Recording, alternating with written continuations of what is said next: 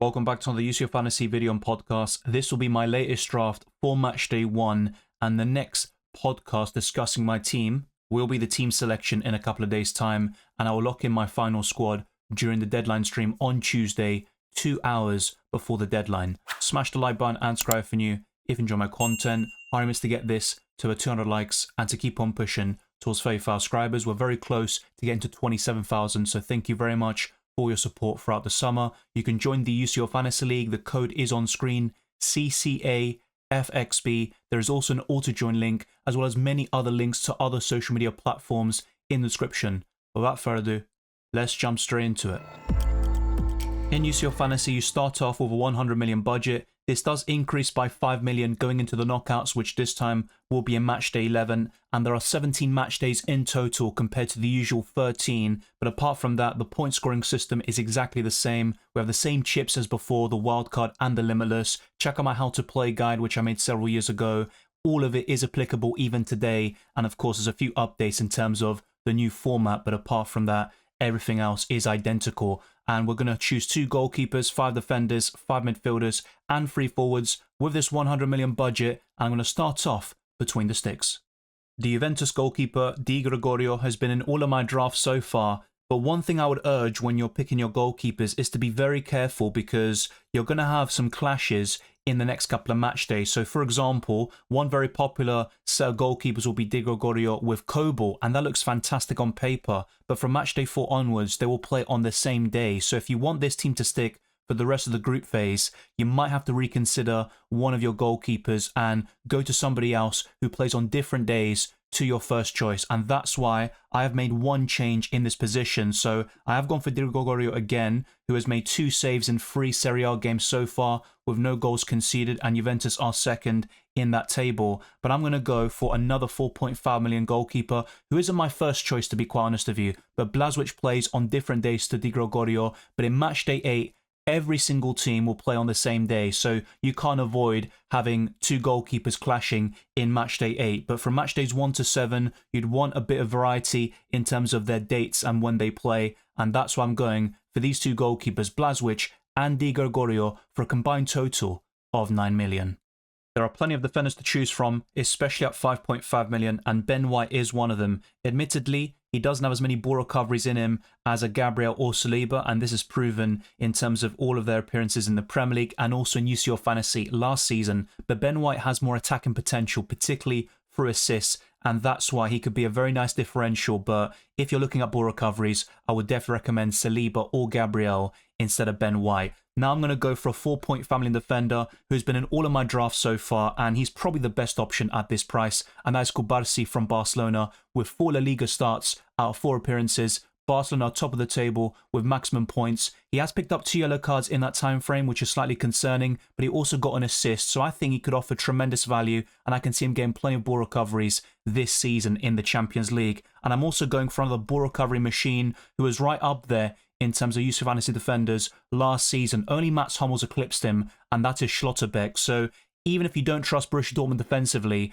I would highly recommend Schlotterbeck as a 5 million defender. I think he's the best option at this price and below, even over Cubarsí. But that remains to be seen. I could be proven wrong about that. But these 2 are the standouts in those specific price brackets. Now, the team structure for UCL Fantasy will be very interesting in match day 1, and we could see a lot of shifts and use of our transfers and chips in the early stages of this competition. But my plan is to go for 1 or 2 expensive defenders, and Grimaldo is one of my favorites at 5.5 million. I had him in UCL Fantasy several years ago when he was at Benfica, and he was a great option. Now, he was fairly inconsistent, arguably, but he had those massive hauls in him where he'd get a goal, an assist, and a clean sheet, and some huge returns. We're talking about double digits and also close to 20 points at times. He could do that with Bayer Leverkusen, and you might also want to go for Frimpong, which is fair enough, but Grimaldo is in better form this season. He's also got more goal contributions, so I'd highly recommend going for Grimaldo over Frimpong, as I discussed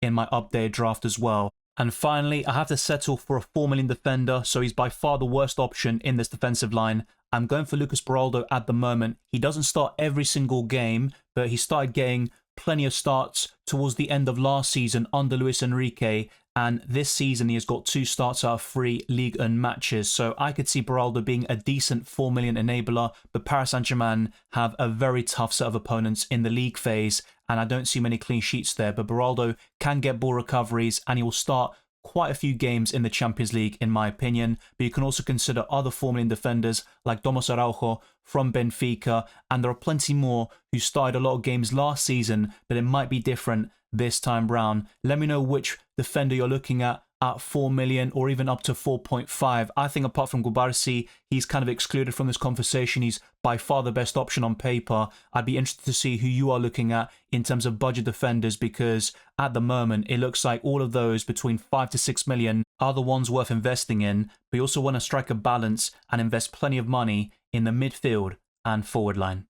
In UCL Fantasy, you can go for budget options who provide plenty of returns because of ball recoveries. Now, Del Castillo won't be one of those players, but he is on penalties for his club Brest, and he also has a decent goal-scoring record this season with 1 goal and 1 assist in 3 appearances so far, courtesy of 1 penalty to be fair. But the fact you get a 5-point family midfielder who's on penalties and also one of the main attackers for his club, that is very enticing for this position and price bracket, because apart from that, you would go for ball recoverers like Joshua Kimmich or Witsel around the similar price, and Witsel isn't starting games for Atletico Madrid this season. So if you want to go for someone a bit more exciting, Del Castillo could be a nice differential and enabler for your UCL Fantasy team whilst being fun to own in the process. Next up is Yamal, a very template pick with 51% ownership. Only Erling Haaland has higher at this moment in time. That has shifted. Beforehand, Yamal has been the highest owned UCL Fantasy player throughout the summer, but that has changed over the last couple of days with Haaland scoring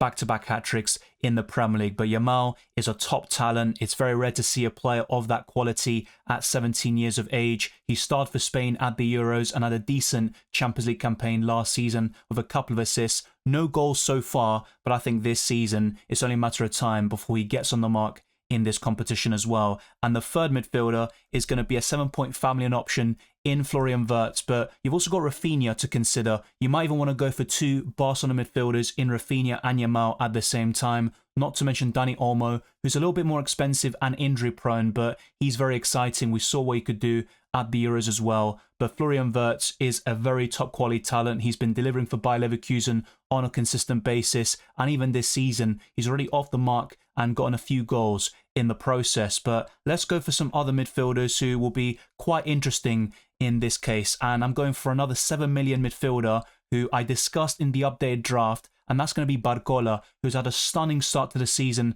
He has provided a goal or assist in every single game for club and country. He even scored in the first minute against Italy in a 3-1 defeat in the Nations League, and for Paris Saint-Germain, he is the main man with Mbappe leaving to Real Madrid. So if you want to go for an explosive differential who's also quite cheap, he's a mid-priced option to be quite honest, but I think Barcola is very exciting and he could outscore the likes of Wirtz, Yamal or Rafinha in the first couple of match days. The big problem with PSG is the fixtures. As I mentioned earlier, they have by far the worst set of league opponents this season, so it's going to be tough, but Barcola is fixture proof in my opinion, and he's only going to get better and better with more game time. The fifth and final midfielder, though, is one of the best midfielders in the world. I say midfielders, he is classified as one in FPL and UCL Fantasy. He is a winger, and he's probably the best in his position. And of course, I'm on about Salah on the right-hand side. At 10 million, he's well worth the price. He is criminally underrated in terms of the value, but he's going to get consistent returns. The last time he was in the Champions League, he was competing for the Golden Boot until Liverpool crashed out, and he's going to do the same thing. And I think Liverpool can go to the semi-finals or beyond. They have pedigree in this competition, and Salah is one of the best wingers and players in world football. For the first time since UCL Fantasy launched, I've got Harry Kane in my UCL Fantasy team. This isn't guaranteed to stick, but I really like him as a matchday 1 option for the captaincy against Dynamo Zagreb at home. The fixtures afterwards are quite tough for Bayern Munich. I think they'll still score plenty of goals and get victories on board, but in terms of ceilings and UCL Fantasy points, you probably would rather go for Mbappe, Erling Haaland up front at 0.5 million more, and that's why Harry Kane won't be as popular as he was towards the beginning of last season, but he scores and assists consistently for Bayern Munich, and of course for England, he got 2 goals against Finland over the international break. He is a goal-scoring machine and one of the best penalty takers in world football as well. But next up, I'm not going for Erling Haaland in this draft. That doesn't mean I'm not going with him directly, and that's set in stone for the Matchday 1 deadline. So just keep that in mind. But Kylian Mbappe is a great option in Matchday 1, and he faces Stuttgart at home, whilst Erling Haaland faces Inter Milan at home. And that was the Champions League final in the season before last, and Haaland did nothing in that game. I'm not saying he's going to blank this time round, but in terms of Matchday 1, I think Mbappe and Harry Kane are far more likely to produce a big return than Erling Haaland, who suffered a recent bereavement in his family, I believe. So there are doubts about him starting this weekend against Brentford. I think he'll play, but let's see how that develops. And overall, he's still a great asset to own in UCL Fantasy, and there's good reason why he's the highest owned asset in this game. But the third and final forward is one of my favourites. I discussed him in the first draft. He is in incredible form for club and country, but what he's been doing for Sporting in the last year is sensational. And of course, I'm referring to Gyökeres at 7.5 million. He's by far the best option on paper at this price and below, even over Jimenez. I just don't see anybody else competing with him, and he rivals some of the more expensive options like Julian Alvarez, Lautaro Martinez, and also some of these forwards I discussed already like Vinicius Jr., Mbappe, Harry Kane, and Erling Haaland. Gyökeres has some tough fixtures, but he can deliver in those games regardless. He's on penalties, he's already got a handful of goals this season and a hat-trick, so Gyökeres is one of my top tips in this position. One of the key aspects in UCL Fantasy is substitutions and the captaincy, as I'll delve into very soon. But in goal, I'll go for Di Gregorio with a back three of Grimaldo, Schlotterbeck and Lucas Beraldo, Yamal, Wirtz, Salah, Barcola in the midfield, with Kane, Mbappe and Gyökeres up front. I've got the likes of Blažević, Del Castillo, Kubarsi and Ben White on my bench, and some of these are better than those in the starting 11. For example, Lucas Beraldo is by far the worst option in my 15-man squad, but the reason why he's in the starting 11 is because he plays on the 18th of September, whilst everyone on my bench, the outfield players anyway, play on the 19th, and that's the way you want to order things. So those that play later in the match day, put them on your bench, and if those on the 17th or 18th blank, you can then sub them out and bring players on who are yet to play and maximize your chances of getting points. You can do this during the substitution window, and that happens after the set of matches in a particular day end and just before the next set of games start in the following day. As for the captaincy, you can do something similar. So on the 17th, I would go for Harry Kane as the captain with this setup, but I'd also be very tempted by Mbappe or Gyökeres. On the 18th, I'd probably go for Barcola, and I have to say, that's probably another key reason why Erling Haaland is so popular. He is the best option on paper on the 18th of September for the captaincy, and that's why he remains a great option despite facing Inter Milan at home. And on the 19th of September, I would likely go for Yamal or any Barcelona midfielder I end up going for. I'm still a big fan of Rafinha in UCL Fantasy. He's been very consistent for the Catalans since March, so definitely don't underestimate him. His ownership is far lower than Yamal, but I would argue he will score more goals than the Spaniard and maybe outscore him in UCL Fantasy too. If you have any other questions or comments, let me know down in the comment section below. When will you be playing your chips, the wildcard and the limitless? That's something I'll dissect in the chip strategy guide coming up very soon. But thank you very much for watching this video